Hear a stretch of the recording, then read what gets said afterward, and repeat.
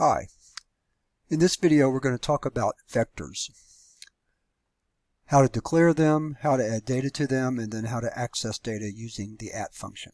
So let's get started. First thing you have to know is that the vector is not part of the built-in language, so we have to include a header file, vector, in order to import the ability to use vectors into our program. So first step is always to do that. The next step then would be to declare your vector. So to do that, you have to do this. Vector, then you have to tell it the data type, and then the name of the vector. So that's one way to declare a vector of integer numbers. So notice that the data type has to be placed in angle brackets.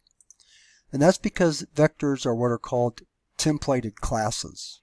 And a template just means that the compiler won't know the data type of the object, the vector, until the program runs, when we tell it we want the vector to be int. And that way vectors can take on essentially any data type, including user-defined types, which you'll learn about in a different course. So that's one way to create a vector, and you can do it for all the data types. So let's do a string also, just like that.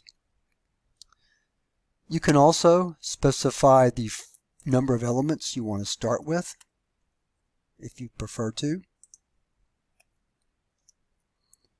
Although it's not really necessary to do that because vectors grow and shrink on their own. So when you create a vector, it will automatically create a certain number of elements, and then as you add, once you fill up those elements, it will automatically allocate more space. So providing an initial size is fine, but it's not necessary. You can also specify a particular value you want all the elements to start with. In this case, I'm saying I want all the elements of number to be 1. Now I really don't, but that would be just what I could do.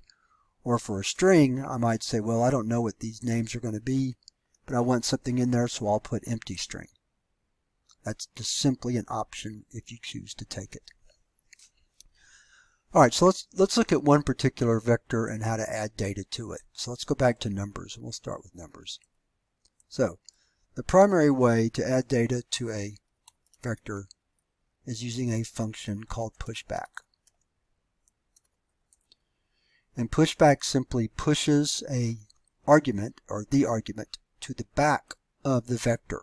So as you add more data, it's going to be placed behind the data that's already there.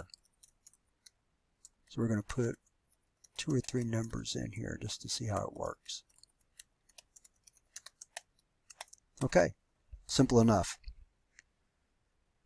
So pushback is how you add data into a vector, and that will be the preferred way to do it in almost every situation.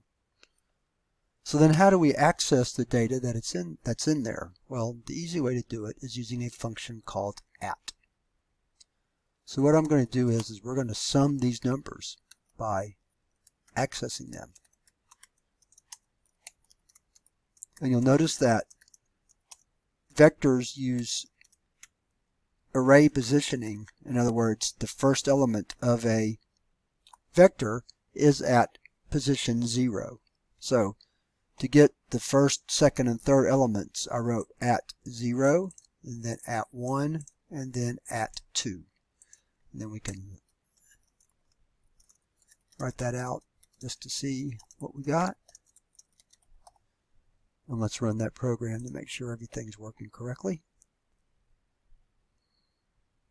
And the sum is 6. So that's about it for this video. So let me summarize. We learned how to declare a vector by first including the vector header into our program. Then you use the name vector followed by a data type in angle brackets, followed by the name of the vector with optionally a size and an initial element, although you don't have to do either one of those. Then to add data, the primary way is by the pushback function. Notice that it's called with the dot operator. And then the data you want to add is in parentheses, the argument to the function. And then to access vectors, the data in a vector, you use the @ function with a position. Now this is not the only way to access, and I'll demonstrate a couple more in a minute, but that's one, or I'm sorry, in a different video, but that's one way to do it, is using @. So with that pretty much wraps up what I wanted to teach in this video. So thanks for watching, and I'll see you in the next one.